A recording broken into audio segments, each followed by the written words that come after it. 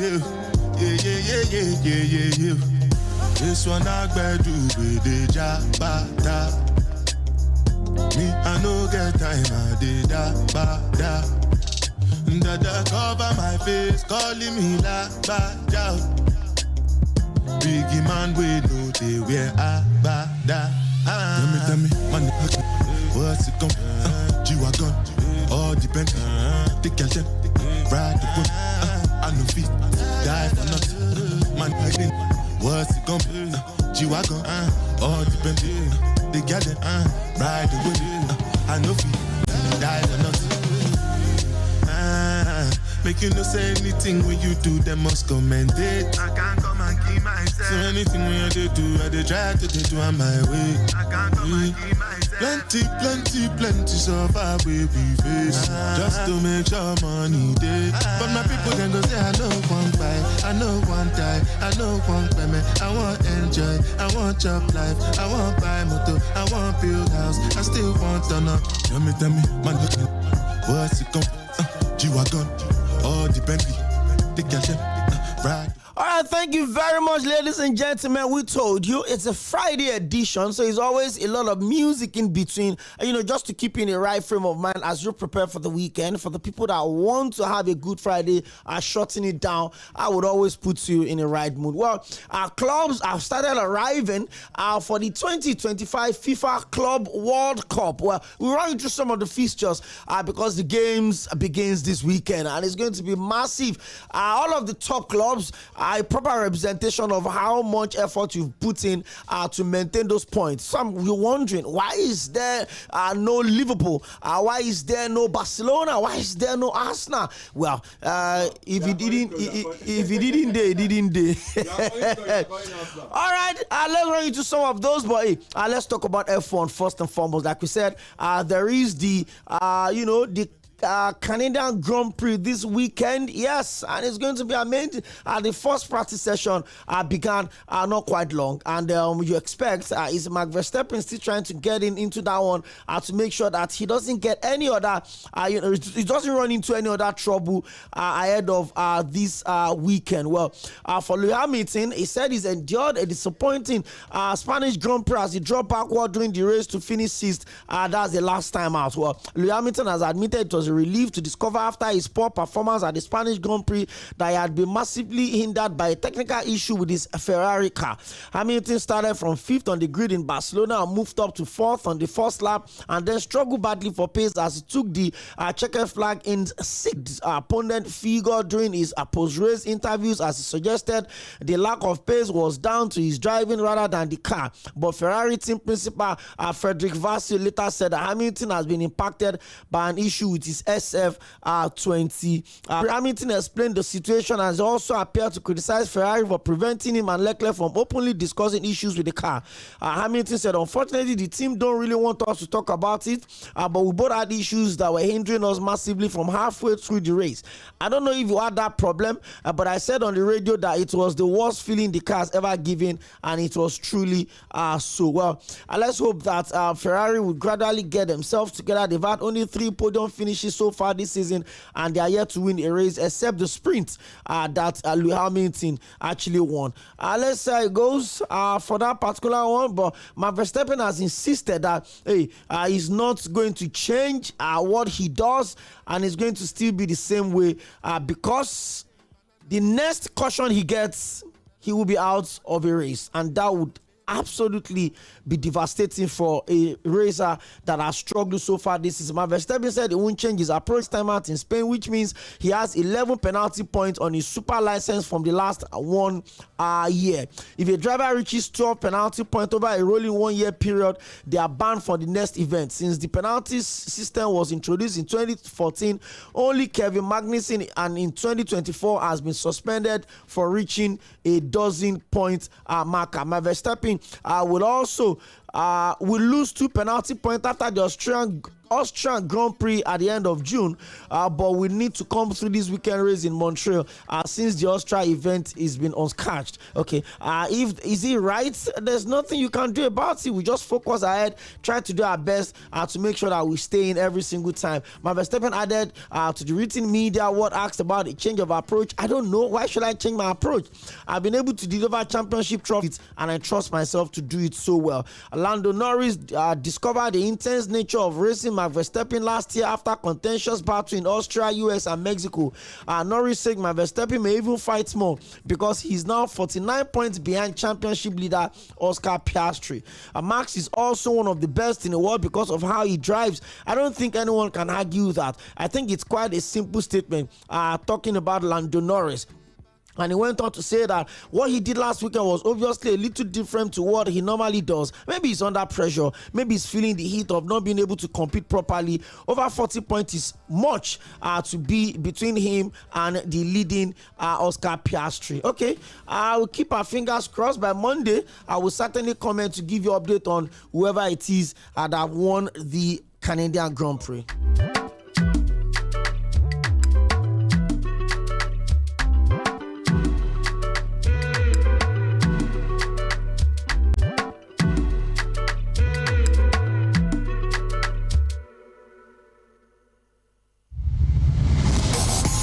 Hello, my name is Godwin Enoch and I'm a broadcast journalist. Yes, my friend will tell me that I am a sport administrator by accident. Listen every day of the weekday to Sports Cruise on Mainland FM. God bless you.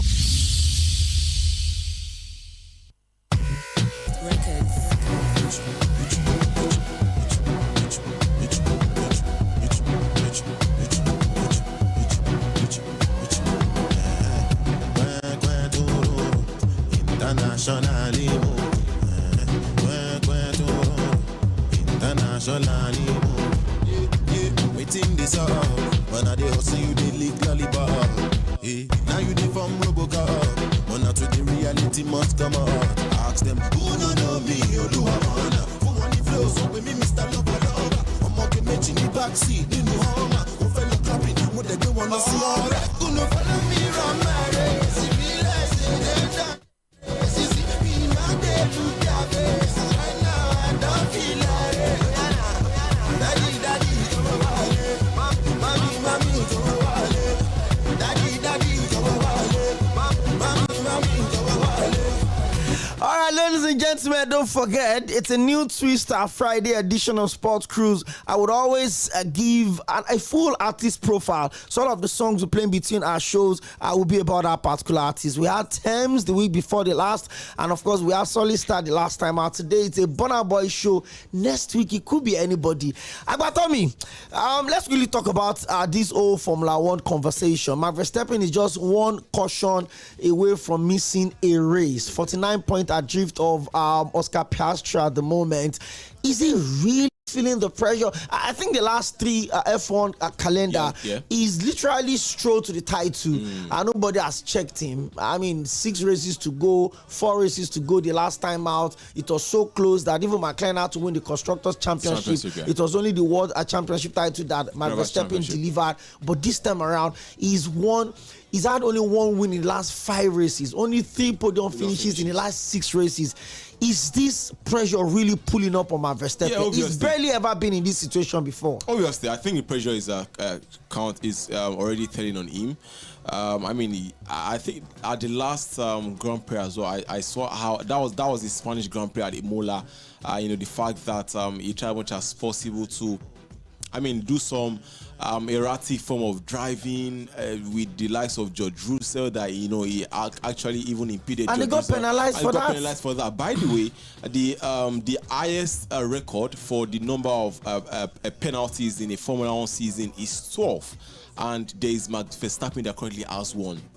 And if he has 1 more again, you definitely know that it's going to be, taken out for a race. It just goes to say that this is a driver that, he knows that he's not in the best position to win races anymore because there is the McLaren dwarf. So obviously, he's somewhere there knowing that I can't seem to get my hand around the Drivers' Championship. I also can't seem to get my hand as well on the constructors table. So I must try all it takes, even if it means committing fouls, committing blunders. I must try all its possible. He finished third as well. He finished third, but because of the penalty, he had to drop down to seventh. In seventh, exactly. So you take a look at all of these statistics, take a look that is used to. You take a look at the last 3-4 years. As at this point of the season is already up there, setting the standard, already beyond Lando Norris, already beyond Oscar Piastri, already beyond Lewis Hamilton. But things are different. Is this a true identity of Max Verstappen? No disrespect, all of the things he's won in the last 4 seasons. Yeah. But I mean, with the likes of Lewis Hamilton not being able to mount a serious challenge, exactly. But this time around, there is very heavy, stiff opposition. Yeah. And I mean, you can't question the technical ability of Max Verstappen. You can't take that away from him. But is this a true reflection of who he is, or perhaps all of those races were won because they weren't really heavy challenge for them? I disagree. So I disagree. Max Verstappen on his day can be one of the best Formula 1 drivers I've ever seen in my life. To be honest, and him winning 4 back-to-back drivers' championships is also testament to that. And don't also forget as well that if he manages to win one more, he'll be breaking the record. Because no driver is yet to win 5. Take a look at the last few years. There was a certain Lewis Hamilton. I think that was 2022, 2023. The fact that he seems to be dwindling and regressing when it comes to his driving career. The issues as well with Mercedes. It was at that point in time as well that Red Bull came with their new engines. It was more or less like a stream stroll, to the finish line. The fact that he used to make use of, I think, 60.15, which was his time he used to get to the checkered flag. All of these factors, helped him at that point. But look at now, Kwemi, there's McLaren somewhere with the duo of Oscar Piastri and Lando Norris. Don't forget as well that what Red Bull did in the last 3 years is what McLaren is doing now. They came up with a new style of engine. I can say categorically that no team engine currently matches with McLaren's engine. Even before McLaren and Honda, they had a collaboration. Exactly. Yes. So I don't think there's any team in that. There's anything. I don't even think Ferrari even matches up to it. No, I think everyone agreed at the start of the season that what McLaren did was a transition towards the end of the last season. I think that was last season. 6 or 8 of the last season races, they had podium finishes consecutively. Exactly, and that was what helped them to win the constructors. I think from that point, everyone knows that McLaren had gotten a cheat on their engine, not like a bad cheat, but their collaboration with Honda was the and then they start all their races with super soft tires because of the turbo on the engine, and it looks like nobody can match them. So my fear for Max Verstappen is this, because it looks like the dominance of Oscar Piastri and Lando Norris is going to pull off. Because it's 1-2, podium finishes is 1-2. Even if it's not 1-2, it's 1-3. Both of McLaren drivers are finishing on the podium. Do you think Max Verstappen can withhold the push of these guys, or you think it's time to done and dusted? 49 points already with 7 races in the season already, and even the comfortable difficult this time around because take a look at the point difference between Oscar Piastri as well as what's his name now, and Max Verstappen. I think it's up to 18 points now, thereabout. Obviously, take a look at the calendar over the next course of months. I think we have about 2 more races to go in June. We have about 3 as well in July. In July, we have 4 as well in August. So these are places, or these are circuits that Max Verstappen can also come up and say, you know what, I think I can also be on the podium finish on this particular one. But this pre-race interviews in 2021, remember it was Max Verstappen and Lewis Hamilton. So there was obviously the battle between both of them, and eventually it was Max Verstappen that won that one. 2022, Okwemi, it was Max Verstappen strolling to the title. 2023, the same thing. 2024, it was Lando Norris. He was even having a good time. It was toward the end of the calendar that he started having competition. A bad run, and that was due to the fact that McLaren changed their engine. So Max Verstappen had never been this checked. Finish check. I want to be like, say, boys, they choke out. He had never been this uncomfortable. He had never seen this kind of competition in his career. In the first season, it was the Hamilton. And the Hamilton, you obviously know, is dwindling. I mean, well, let's see how it goes. I'm hoping that the Canadian Grand, because when he won in China, a lot of us is even getting point penalties. He's cussing on radio. He's talking badly to his teammates during the race. He's having collision with other drivers. You have to step back for George Russell. Why? He didn't allow George Russell to go past him. Well, he didn't. I'm sure things will work out, but I kind of like it this way, because I've always felt like it was the competition was within Mercedes, Nico Rosberg and Lewis Hamilton, and then came in just to distort the old order conversation. At the fourth season, fifth season, Lewis Hamilton, was able to he gets his mojo back. I pray he's going to be able to, pull himself up and get things done. Talking about my Verstappen, but he's going to be in Canada this weekend. It's the Canadian Grand Prix, and then let's see how it goes. But you can almost put up. All right, let's run through this one real quick. The transfer window has just shut after a mini opening ahead of the Summer's Club World Cup, and the window will reopen on the 16th of July, and clubs will continue to make deals in the interim. Liverpool have been able to secure a £116.5 million deal for German superstar Florian Wirtz after agreeing a deal from Bayer Leverkusen. That is the most expensive player in the history of the English Premier League. It's difficult. It's difficult to say. I don't know what Liverpool wants to do with him. No, but I hope they are ready to use him as a ball boy, as a goalkeeper, as number 9, as sub, as kids manager, as set piece coach. They will use him for everything. Or should I say, started this career when he was 17 at Bayer Leverkusen. In over 35 games, he scored 17 goals for the German national team. So you obviously know that he's a fully fledged international. But there's also a conversation about, is it money well spent?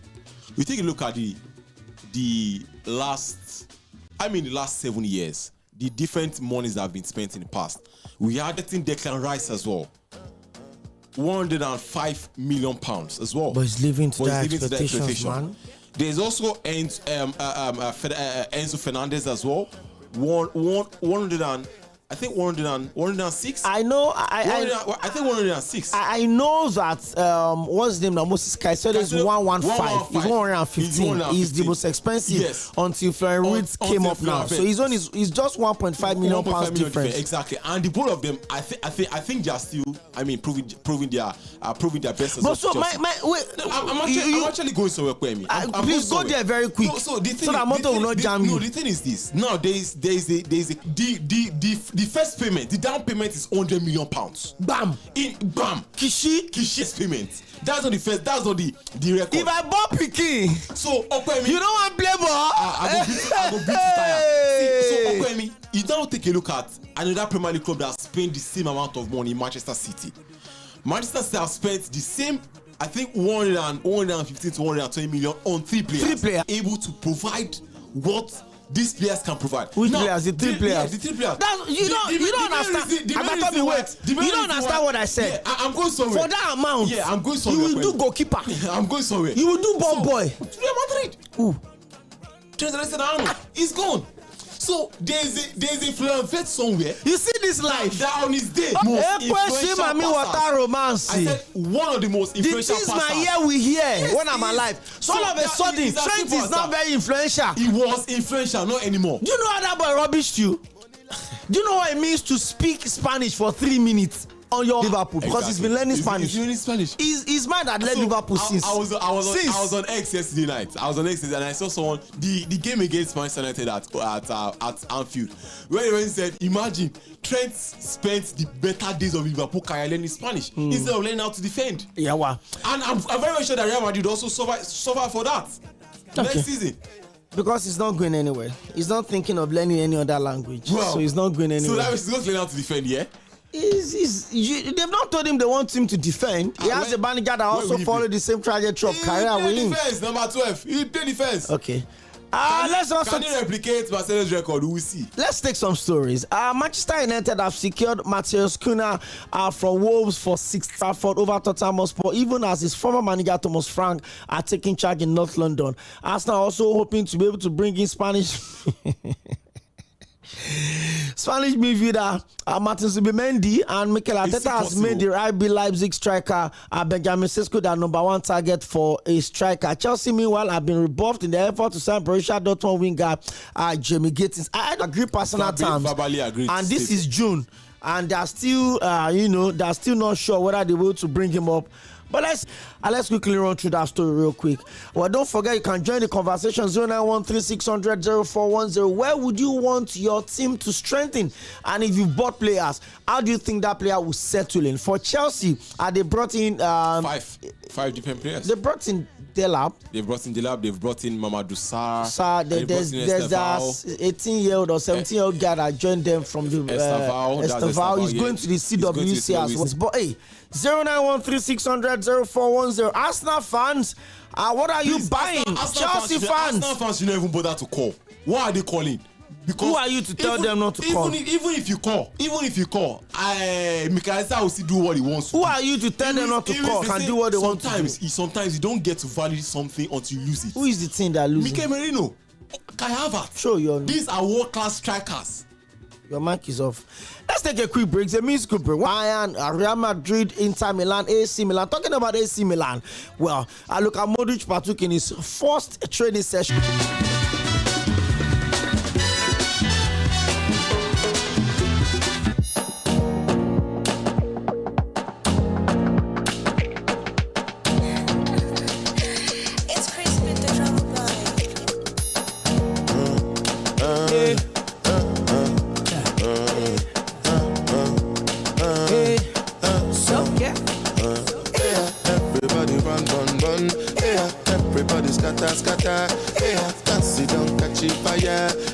Boys, don't start to my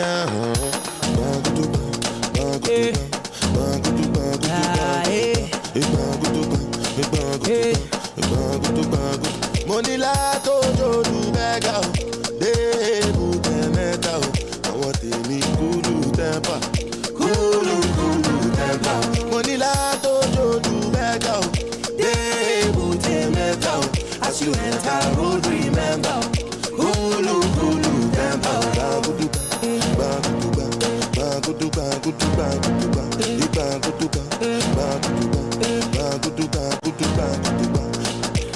I get it people for a shita.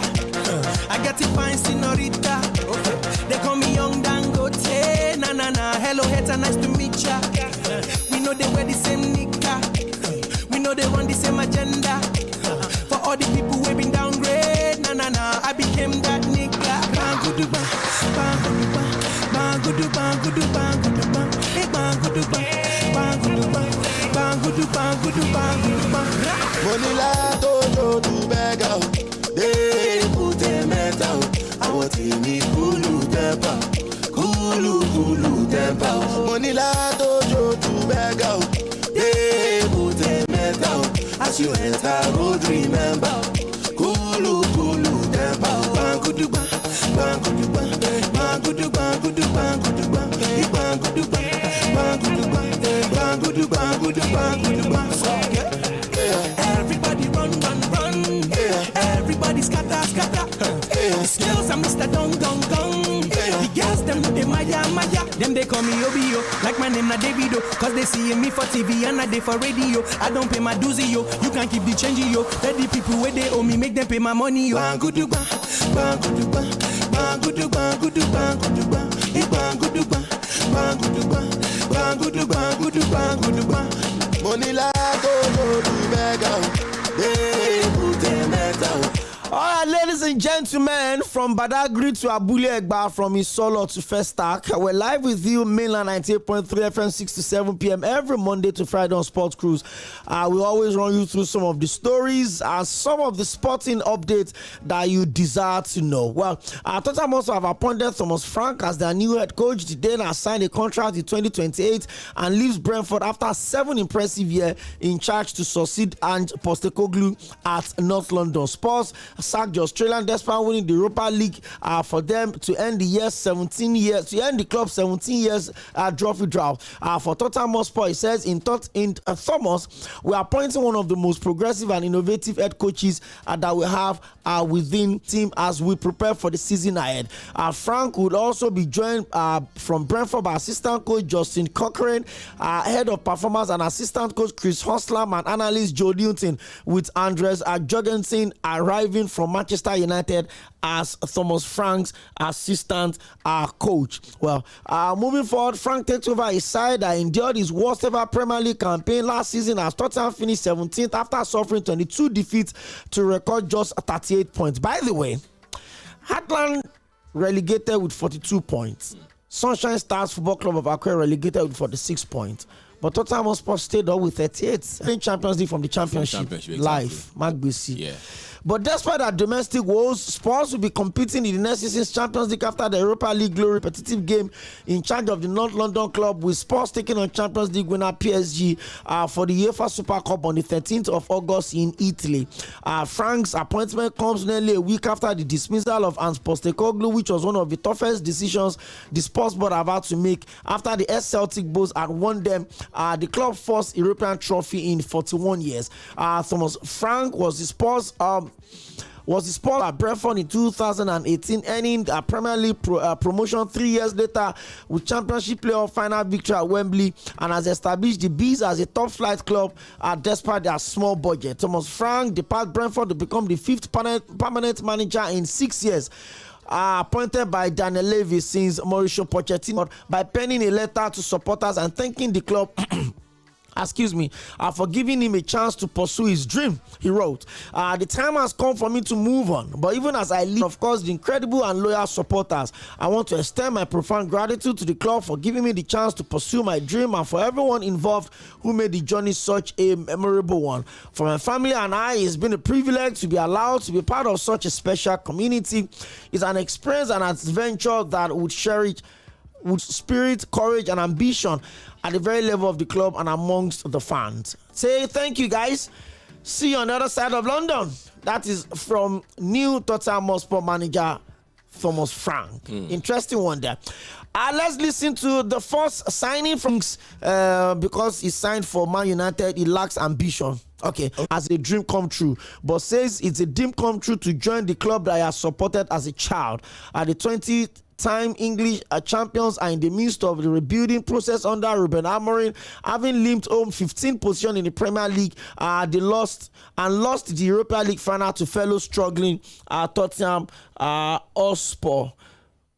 Competition since the 2014-2015 season, but the rest issued did not deter Brazilian international Cunha, who completed his anticipated 62.5 million deal switch. I think maybe my decision they don't understand, but when you have always dreamed to play here, it is easier to pick this decision. Let Real Madrid come for him in 2 years' time. Here we go. He will say the same thing.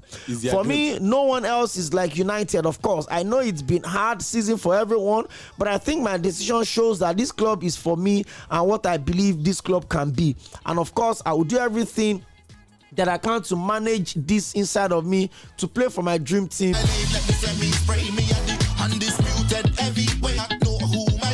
Cause if you did, you would have never ever come try this. Take out the mices, we did your pliers. Come in and say them I breathe with the mices. So me can get and I breathe and realize this. So me can love Lily to harmonize this. Can't this mices rain because when me come from and I'm moving bait. And they got the whole block knocking jakes. So if none of you man give me space, I show you bad knocking on heaven's gates. Year-old French international. The club have also offered a 2-year contract to the former Manchester United and Juventus midfielder. Well, it is understood that Monaco see Pogba as one of the big superstars of the game, and it is on to Juventus for a second spell in 2022 before he was suspended a year later for failing a drug test in February 2024. He received a 4-year ban by the Italian anti-doping national tribunal with Paul Pogba regarding the termination of his contract, and he has been a free agent. However, it is understood that Paul Pogba feels he still has plenty to offer at the top level of European football. Paul Pogba, who won the 2018 FIFA World Cup in France France after defeating Croatia by 4. Batomi, we all saw this coming, but a lot of us didn't know that France was going to be a proper destination for Paul Pogba. But how big a signing will it be for Monaco? Is playing at home. I'm sure that there will be more, friendly environment for him than if he comes. The best players in the world, coming to play for Monaco. By the way, Monaco would also be playing Champions League as well for next season.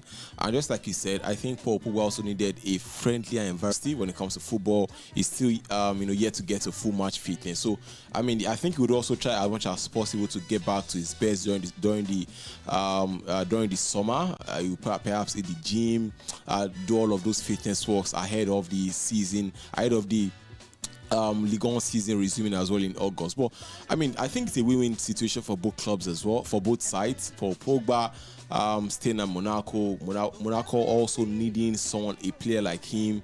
I think so. It's a big one, big statement signing from Monaco, and let's just see what happens at the end of the season as well. Okay, let's see what happens at the end of the season. This time around, we are moving to the FIFA Club World. Sᴘᴏʀᴛs, I'm a broadcast journalist. Yes, my friend will tell me that I am a sport administrator by accident. Listen every day of the weekday to Sports Cruise on Mainland FM. God bless you.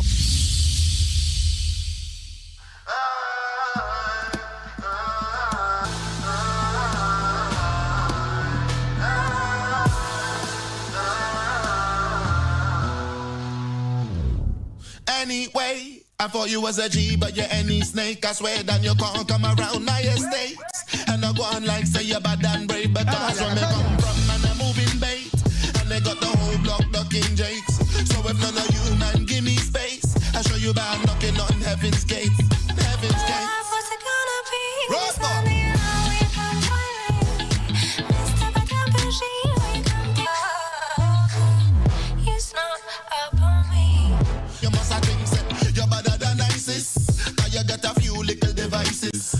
All right, ladies and gentlemen, the curtain will raise, yes, and then fall later on the 15th of June, which is on Sunday, and the first game by 1 a.m. Nigerian time is going to be the most successful club in the African club competition. Talking about Al Ahly of Egypt versus CWC. But it's going to be the first game of the expanded 32-team version for the 2020 Champions League winners Bayern versus Auckland City by 5 a.m. For PSG and Atletico Madrid, it also squared up on Sunday by 8 p.m. and Palmeiras versus Porto squared up by 11 a.m. Of course, because of where they are playing it in the US, so I'm just putting up the time difference so that you would know. There's also on Monday Botafogo versus C2 Sounders. That Botafogo sounded like Urutafogo, kind of all this. Don't mind me, I'm just teasing. Well, I know. Chelsea versus Los Angeles Football Club would also square up on Monday. Boca Juniors versus Benfica. There's Flamengo versus Esperance de Tunis. Montreal versus Inter Milan. There's Manchester City versus Wydad Casablanca of Morocco. There's also Real Madrid versus Al Hilal. Also, there's Al Ain versus Juventus. There's Pachuca versus RB Salzburg. That is match day 1 for the Manchester City. Also, they've registered all the players that they've signed for the CWC. For Chelsea, fresh from winning the UEFA Conference League, they've also brought in 2 of the 3 players they've confirmed registration going into the CWC. And there's also Bayern in the mix. Where do you think the pendulum of this one will swing? Especially by the time we're back on Monday, we'll have concluded match day 1. There's Madrid in this one. You almost put your money on the fact that. To be honest, because this is a different tournament from what we are used to seeing. Don't forget as well in the past as well, what we used to have was the UEFA Champions League. 8-team tournament. Exactly. Then the European champion will join at the semi-final stage. Exactly. Brings the conversation of it's okay because Liverpool is not there. Apart from that, so the thing is, we have 4 African nations that will be participating in African clubs. African clubs rather. So in the event that an African club maybe in the world. Yes. Nah, come on. So wait. Okay, because there's Brazil, there's Italy. So he waits first. Let me know. You wait. Let me say this. Okay, if Inter Miami rather, are to win it Inter Miami, they are normally, if Madrid catch them, they'll flog them normally. So that means you're going to be saying they are the best club in the world? Wait, it doesn't work that way. If São Tomé and Príncipe qualify, do you know that country? Have you heard that country before? São Tomé and Príncipe, yeah. Okay, no, let me mention the one you probably know. No, if Benin Republic, if Benin Republic qualifies for the World Cup, and then by destiny or by fate or by whatever means, yes, they win the World Cup. Yes, are they not going to be the best team in the world? No, I'm sorry. Okay, let me say this. When France won the World Cup back in 2018, who was the number one when it comes to FIFA ranking? It was Belgium. It is different. Going into that World Cup, it was Belgium. The moment after the World Cup, no, it still remained Belgium. It still remained Belgium. Check, it still remained Belgium. I think until 2019 or 2020, it ceased with Belgium, and then it moved to Argentina. France from 2018. So now, perhaps listen. Okay. Perhaps Belgium had gotten so much point over France that the points that France won for winning the World Cup was not enough to close up that gap. Okay, it's normal. We've seen people that have never won the Grand Slam become world number one. Okay, right? Yeah, it's happened. Marsha Prava was already world number one before she won her first Grand Slam. How many times did it happen? But she's put up numbers. So what I'm saying is this. Okay. On that tournament, you are the best ball playing country in the world at that moment. At the tournament, not the world. Wait, so if Nigeria wins the World Cup, yes, I'm not talking of ranking. That means of all of the countries that participated at the World Cup, yes, I won everybody I should win, and I won. But you forget also that the World Cup is because we can't see these things well. No, don't say we. You say you cannot see it. I wear glasses so I can see everything. I don't know what you're not seeing. These things are explainable. Now let me give you an example. In the Champions League this season, we've seen what's the name of this club? Lille defeated Real Madrid last season rather in Champions League. So does that mean that Lille is better than Real Madrid? Did Lille win the Champions League? What's this man saying? Wait, listen to what's this man saying? Arsenal defeated Madrid. Wait. Does that mean Arsenal is better than Madrid? Did Arsenal win the Champions League? No, they didn't. I'm talking about whoever goes into a tournament and won it. Okay, wait. PSG won Champions League. You are the best of the rest. PSG won Champions League. Yes. The same PSG was beaten by Arsenal 2-0. But Arsenal didn't win the Champions League. That's what I'm saying. Who will be the defending champion? It's PSG. If Togo wins the World Cup for the next 4 years, who is the defending champion? Togo. But so what are you saying? They're not the best nation. They're not the best team. If Togo wins the World Cup today, for the next 4 years, who is the defending champion? Of course, him or an European team or a South American team gets to win the FIFA Club World Cup. That does still not make them the best club. Juventus of Italy, Moroccan side Wydad Casablanca, and United Arab Emirates side Al Ain, while Chelsea have also been pitted against Flamengo of Brazil, Esperance du Sportif de Tunisia, and Los Angeles FC. The tournament format works exactly the same as the FIFA World Cup, only for clubs. 32 teams have been divided into 8 groups of 4 teams, and the top 2 teams in each group qualifying for the knockout stage. The last 16 finals for the group stages. Group A has Al Aly versus Inter Miami at Hard Rock Stadium, Miami. Kickoff 1 a.m. Imagine what they are doing. They took Messi to his own stadium to play the opening match. Leave Gianni Infantino. They've not even done the draw. Gianni Infantino literally took the ticket to Lionel Messi and said, "Come in." But so because they don't relegate in the MLS also, right? Who plays the league where they don't relegate? They also won the. I'm trying to remember in this one. Well, for Group C, there's Bayern, there's Auckland City at the TQS Stadium, one of the biggest stadiums in the United States. Group A has Palmeiras versus Porto at the MetLife Stadium in New York, New Jersey. Kickoff time will be 11 p.m. Nigerian time. Those are the games to expect on Sunday. And on Monday, there's going to be Orita Fogo. Sorry, it's not Orita Fogo. It's Botafogo. There's Botafogo versus Sirius Sounders at the Lumen Field Satu. The kickoff is going to be 3 a.m. Nigerian time. For Chelsea versus Los Angeles FC is going to be at the Mercedes-Benz Stadium in Atlanta. That's the biggest stadium in the MLS, by the way. Is a masterpiece of an architecture. That stadium. Its kickoff time is 8 p.m. Nigerian time on Monday. And Group C is going to be at Boca Juniors versus Benfica at the Hard Rock Stadium in Miami. Kickoff time is 11 p.m. Nigerian time. Well, that's that your club had been at least been able to sign one player. Enjoy that signing. Enjoy it while it lasts. You enjoy it while it lasts, definitely. Well, let me also do this real quick. Let me send a big birthday shout out to my friend. Ifakola, yes, we call him Don Kezi. He's my very dear friend and my very good brother. Happy Kola. I pray that you continue to win. God bless you. God bless your beautiful daughter. God bless your amazing wife. And I pray that God continue to keep you safe and everything you do. That's about the size of the package. The program returns on Monday, 6 to 7 p.m. Don't forget, and by then we'll have had the match day 1 at the Club World Cup in the United States of America. Keep your that man you would have on radio when it comes to Aria on Friday night, Kokorede, all through till 12 midnight. And of course, tomorrow, Saturday morning, don't forget to join our Tiny Tunes, Amida Ade doing, and your ever beautiful Mama Rainbow on Agbo Birin Mama Rainbow. Don't forget, my name is Okoyemi. If you're kind enough, you can call me twice, Okoyemi Akiande, and you also call me the host with the most. I had a good week, and I hope you have a good weekend as well. Stick around.